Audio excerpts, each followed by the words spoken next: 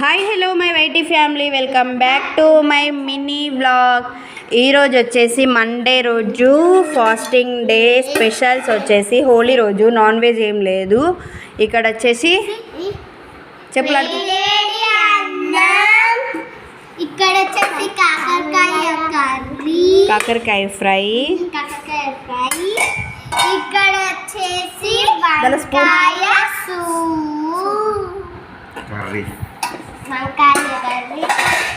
ఇక్కడ వచ్చేసి చల్లని పెరుగు, ఇక్కడ